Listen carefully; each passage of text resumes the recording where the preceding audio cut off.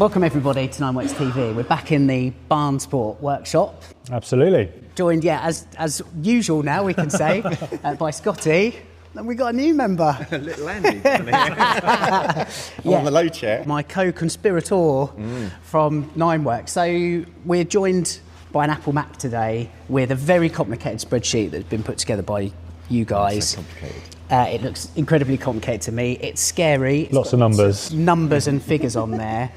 Today, as promised really, we're going to just dive through some of the facts and figures behind the different options of what we're looking at and ultimately make a decision and put a foot forward in terms of next steps for Little Irish is the best thing to do. Absolutely. The first thing that's probably most important to cover then is the car going to be scrapped and binned? That's the obvious thing it needs to cover.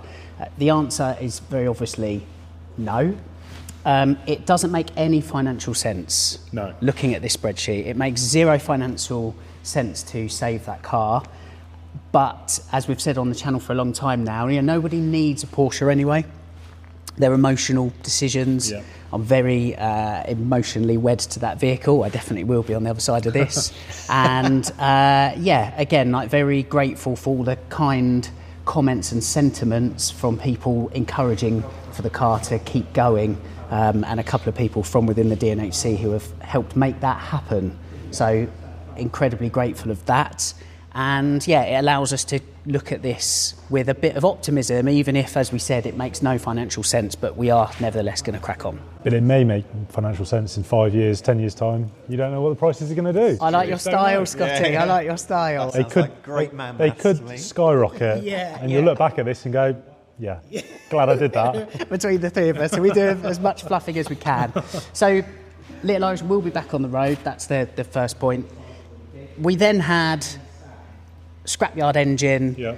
I think most people from the previous Q&A video that you covered, Scotty, we pretty much dismissed that. That's just not viable if for this situation where the idea is to drive the car for many a years. Too big a risk. Yes. So it comes down to hardtech rebuild or Porsche short block, doesn't it? Yeah. And that's where a lot of this spreadsheet comes in.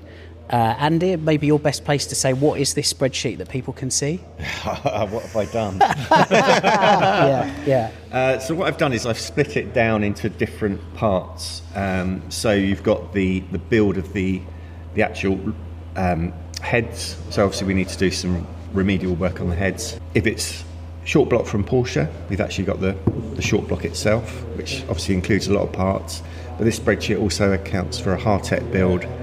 So we've got the new parts that we've got from hardtech, the original cases, and then things like the chains, oil pumps, guides, all of the seals, etc. You basically split it down to say this is the cost if we went down the hardtech route, this is the cost if we went down a short block route, this is the cost of the cylinder head work, this is the cost of all the parts, regardless of which route you went, and that are required, external parts of the engine. So it just covers all bases. And then also what Andy's done is we've got obviously price for genuine Porsche parts, and we've also looked at aftermarket alternatives as well. Just so it covers all aspects, and then a decision can be made whether you go, that's okay to use as an aftermarket part. That's the cost of an aftermarket part, but I'd probably push towards a genuine one anyway. But just worth the risk. Yes, which we can cover later in this video. It's worth saying it sounds a bit like Homes Under the Hammer or A Place in the Sun, but all prices are correct as of March 2026 because there's a lot of pricing. They do vary as well on here. The first point is top level. What is this going to cost? It's looking like this is a £25,000 rebuild. Yeah. That is the reality. It could be cheaper. With Little Irish, it needs a full new exhaust system as well. It needs a clutch and it needs a flywheel. And the other bits on that Doomsday video, Scotty, the first one, where it was like the fuel rail we learnt, which is nigh on £1,000. All the thread repairs, it's everything. It's all of the external bits that you'd be stupid not to renew now. But that doesn't mean, people are probably watching this going, 25 grand for a build, that's ridiculous. Not every rebuild is the same, and we've already spoken about that, but this is specific to your car of, the list of parts that are required, and it tallies up pretty quickly. It does, it does. The only I would like to add, and you may disagree on it, Scotty, the condition of my engine, from what I have seen of other 996 and 7 engines in various workshops over the years, mine didn't look any worse. No. So I think it's possibly wise to say, if you're needing an engine rebuild, you prepare for the worst, hope for the best. Yes. So by doing that, I'd probably stick a 25k on there. Oh yeah, definitely. And if you don't need an exhaust, you've done well. Yeah, if you don't need a clutch, win. Yes. If you don't need the brackets, exactly. Because, for example, I've never seen a 996 engine for years where the manifold is not just rusted into the block, for example. You know, exactly right. So that is probably what you're looking at. Hope for the best and go from there. Yeah. We've come across some themes on this amazing spreadsheet that you've got. The first one to take away from is that Porsche parts are cheapest from Porsche. In the majority of cases, yeah. There's a few that aren't, but that's only a very few, and a few pennies here, a few pennies there. There's some considerable savings, yeah. I mean, should we look at the short block as an instance? Yes. So if you're buying the short block from Porsche Direct, this is without VAT, £7,163.27. When we looked around on the internet, I found it cheapest I could find on the internet was £9,802. So that's it's like a 25% increase, and £1,700. yeah, quite astounding, really. Definitely, and that was a theme that was then found on, as you said, a multitude of other parts from internet, popular internet retailers. There's a lot of online distributors out there. Some more popular than others, and I think the reality is they are just getting their parts from Porsche. They're then marketing it. They're then got their distribution and shipping costs, overheads on top of it. So that's where that additional cost comes from. So, if you need Porsche parts, go to a Porsche centre. Yeah. On the flip side of that, from a convenience point of view, it's really easy to just go online, click a button. You're paying for that convenience. Yes. It turns up, the next day, and it's really, really easy. Not everybody wants to step foot into a Porsche centre. Some intimidated, whatever the reason. But it is always cheaper to go to Porsche Direct. Yeah. Sound advice. But that was personified with a short block. But as you'd said, Andy, you'd found a host of other bits. There's a few other bits. A couple of I've highlighted here. So we've got the oil pump, 265 quid from Porsche. Internet price was 324, which that's a considerable amount, isn't it? As percentage-wise. Inlet valves, God, they're expensive, aren't they? The valve train is expensive. So inlet valve from Porsche, we need a couple of those, £89. Internet was 122. You could, I think we found a pattern part. They're considerably less the pattern parts, but do you want to risk a pattern valve? Yeah, I think these are a perfect example. The valve stem oil seals. A Porsche price for one of these is £19 and 1p each, and you've got 24 of those. So that adds up very quickly. Online for genuine, they're £25 each. There are aftermarket ones out there for £2.70 each. But if you put an aftermarket seal on, it's a lot of work and a lot of money to then rectify that should it fail, weep oil. So the risk element, I would say something like that, stick with genuine for sure. But they are significantly cheaper as an aftermarket option. And again, this is a common theme in the videos. You need to make the right decision for you and your specific scenario going forward. Porsche parts tend to be cheapest from Porsche is a big takeaway message. The other bit is there's no real kind of one-stop shop for everything. You do need to do what you guys have done with this spreadsheet and shop around and see what else is out there. And as you said, have a consideration in your head on like OEM versus patent parts and stuff. Are there any specific components, Scotty, that you would say, look, don't cut a corner there price-wise, just go with genuine? I think things like valve stem oil seals, I'd always like and recommend to fit genuine ones. The big ticket items like your timing chain, there are aftermarket options out there for timing chains, but it's your timing chain. That is your main bit of the engine. That's what's failed in yours. No brainer, just put a genuine one in it. You know the quality, you know it's right. You've got the Porsche parts guarantee for 2 years on it. it's an absolute no-brainer. So things like timing chain for sure, oil pump, some bits are genuine Porsche only. There aren't options out there, but where there are options, you do definitely need to weigh up the pros and cons. Yeah. A lot of the hardware, exhaust fitting kits, for example, the double clamping sleeves, the gaskets.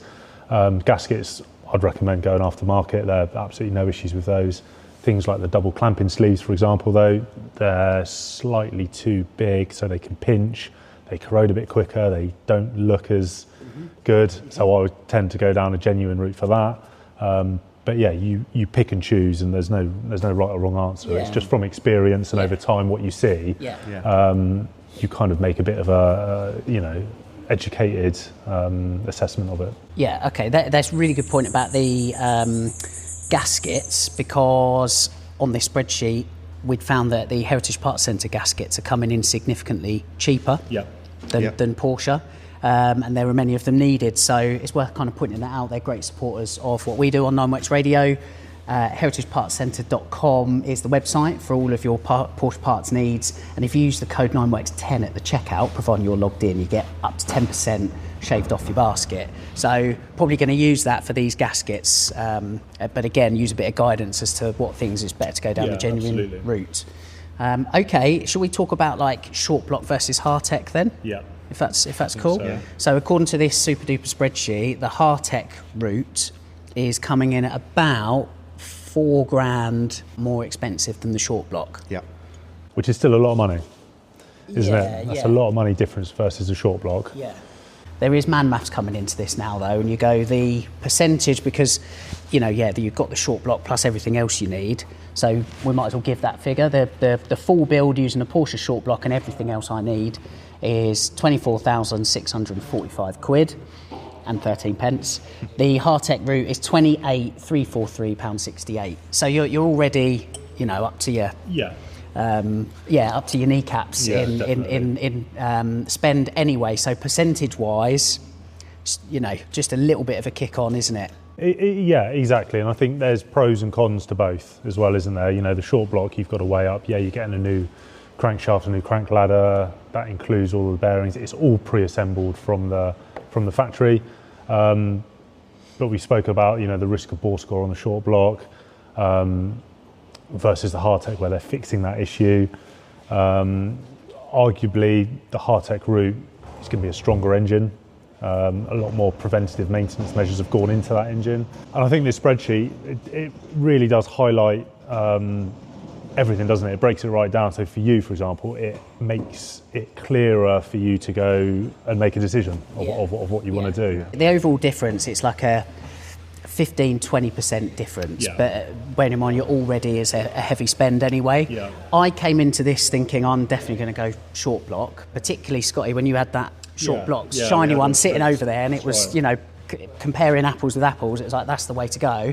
After a lot of research and help from the community, there are things that worry me about that route that we sort of touched on. The big one for me is worth pointing out, where it could make sense actually, first of all, is a crank alone is $5,000 at the moment.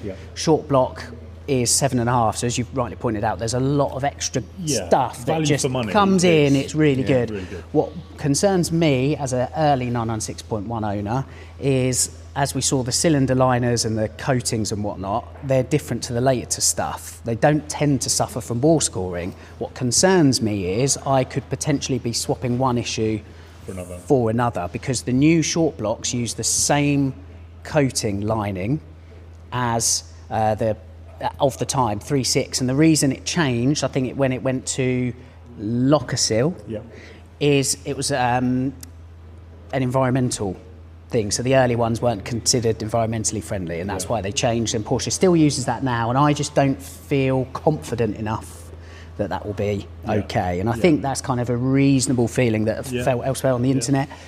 The Porsche short block does come with a 2-year warranty as well, which may take comfort for some. It doesn't for me, because I will absolutely be running 3.4 litres with a single mass flywheel. I can't imagine the manufacturer will be standing up to a warranty on a modified car. When it's all over YouTube, it's heavily modified. So the warranty thing is, it carries no weight for me in my situation. So the hardtech route is where we're going to go, I think, on this. And I think the hardtech route as well, is pretty tested and proven and foolproof. Yeah. And again, about working what your story is going to be with the car, I just want to turn the key and do all of those miles all over again. I will be financially and emotionally wedded to this car, so I just want something I can use forever, and that feels like it's numerous fail-safes are built into that. Yeah, absolutely. That scenario. So it will be a hardtech route, but keeping to the 3.4 and whatnot. Yeah. Amazing. Anything else that we'd want to touch on before we wrap it up? I think we're all good from a parts point of view. I think the only thing is going to be your options of the other components, like what do you do for your clutch and flywheel, what do you do for your exhaust, for example. There's different options available, and you just need to have a think about what you go down, sports cats, genuine cats, what clutch, those sort of ancillary components that are outside of the engine, and again can swing the cost of the rebuild quite significantly as well. Yeah. I will probably touch on that in a future episode where I can talk about it with a bit more conviction. The other thing, because I can almost like sense it coming in the comments about, why not going up to 3.7, 3.9, 4.1, etc. I just love that 3.4, and I just don't feel a need to eke out the extra power. I love just that car, how it is. But obviously that is an option if you go down the hardtech route, so definitely. Fully understand. So brilliant, guys. That spreadsheet is such an amazing resource. It lays bare all the facts and figures, which we'll share with you. It will help you with your making decisions if you're in this situation going forward. Massive thanks, Andy at Nineworks, for putting that together. Scotty at Bahnsport as well for your input as always on that. Any questions you may have, drop them in the comments below, and we will be back in this workshop here at Bahnsport for the next step of the Little Irish rebuild.